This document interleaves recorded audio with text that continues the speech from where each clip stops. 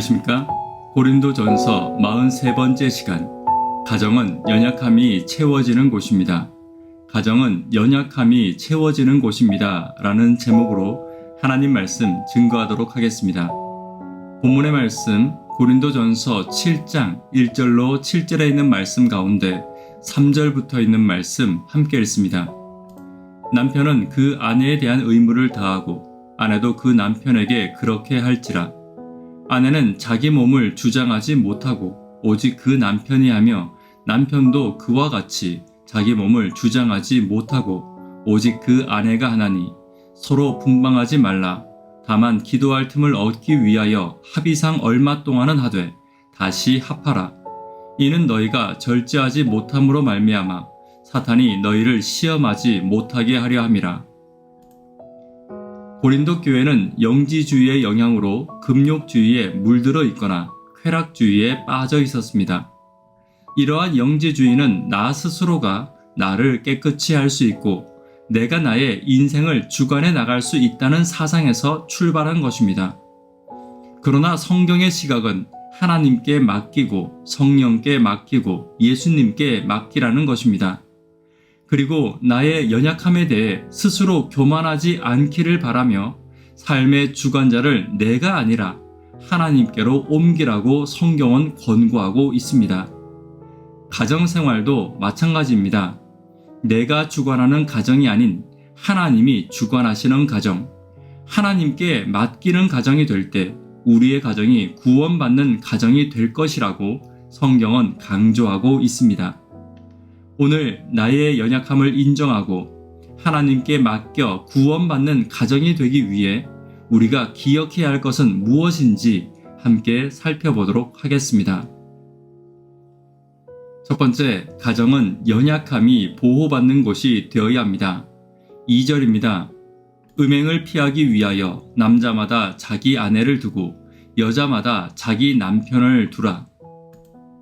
바울은 가정의 여러 가지 기능 중에 가장 첫 번째로 음행을 피하기 위해 가정과 부부의 관계를 가져야 함을 이야기하고 있습니다.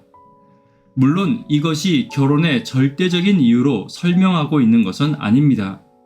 바울은 타락하고 음란한 고린도라는 도시에서 성도들의 거룩을 지키는 방법으로, 다시 말해 성도들의 육신의 연약함을 보호하기 위해 가정이 필요함을 이야기하고 있는 것입니다. 그리스도인의 가정은 나의 연약함이 채워지고 보호받는 곳이 되어야 합니다. 연약함이 채워지고 가정으로 인해 나의 영적인 거룩함과 육적인 거룩함이 보호받아야 하는 것입니다. 사람은 연약하기 때문에 보호받지 못하고 채워지지 않으면 반드시 죄로 기울어지게 되어 있습니다. 그 연약함이 보호받고 채움을 얻는 곳으로 하나님은 가정을 세우시고 가정을 통해 보호받게 하신 것입니다. 오늘 우리의 가정이 서로의 연약함을 보호해주고 서로의 연약함을 채워주고 있는 곳인지 돌아보고 함께 기도하는 저와 여러분 되기를 간절히 바랍니다.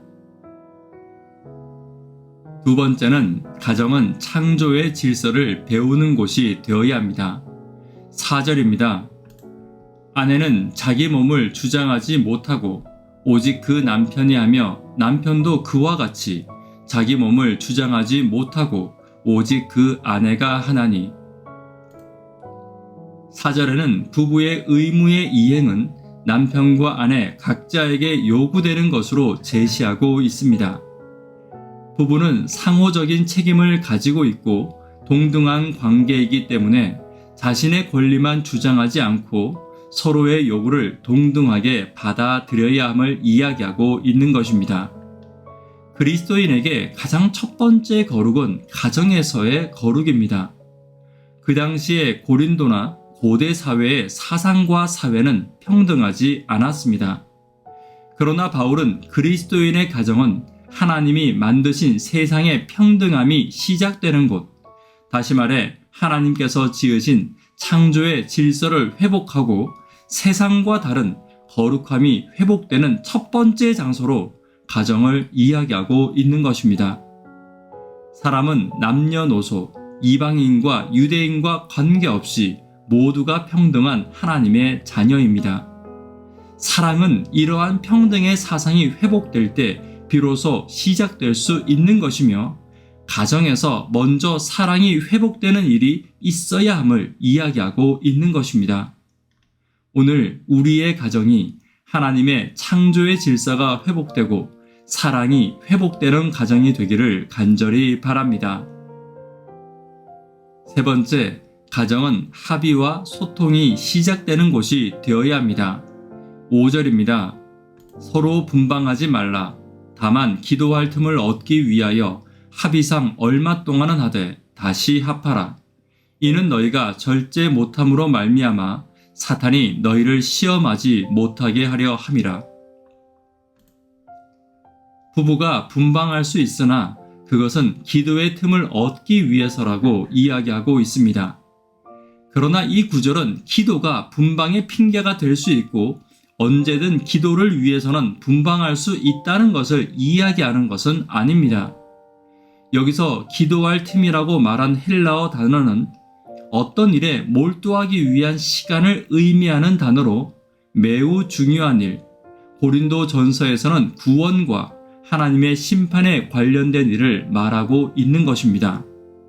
따라서 여기서 말하는 분방은 가정과 교회의 구원을 결정하는 중요한 기도의 시간을 위해서 분방하는 것을 의미하고 있습니다. 그러나 5절은 이러한 중요한 일일지라도 일방적이 되어서는 안 되며 합의와 소통을 통해 이루어져야 함을 말하고 있습니다. 교회나 가정에서의 사랑과 존중은 합의와 소통을 통해 드러나는 것이며, 연합된 교회와 가정의 모습은 소통의 모습을 통해 증거되는 것입니다. 어느 곳이나 잘 연합된 교회와 가정은 소통에 문제가 없어야 하며, 사랑이 있는 교회와 가정은 합의의 문제가 부드럽고 항상 경청과 존중을 주관하는 성령의 역사가 자연스러울 것입니다. 오늘 우리의 가정과 교회가 서로 소통하고 합의하는 것이 자연스럽고 하나님 안에서의 사랑의 연합이 잘 드러나는 가정과 교회가 되기를 간절히 바랍니다. 말씀에 결론 맺도록 하겠습니다. 가정은 연약함이 채워지는 곳입니다. 오늘 나의 연약함을 인정하고 하나님께 맡겨 구원받는 가정이 되기 위해 우리가 기억해야 할 것이 무엇이었습니까? 첫 번째는 연약함이 보호받는 곳이 가정이 되어야 합니다. 가정은 거룩함과 창조의 질서가 회복되는 곳이 되어야 함을 기억해야 합니다. 가정은 사랑이 회복되며 합의와 소통을 배우는 곳이 되어야 함을 기억하시는 저와 여러분 되기를 간절히 바랍니다. 이 시간 기도 제목 함께 나누도록 하겠습니다. 구도자들을 위해서 기도해 주십시오. 하루 10분 하나님과 동역하기를 위해 학생, 청년, 어린이들을 위해서 기도 부탁드립니다. 교회의 부흥과 교회의 꿈을 위해서 기도 부탁드립니다.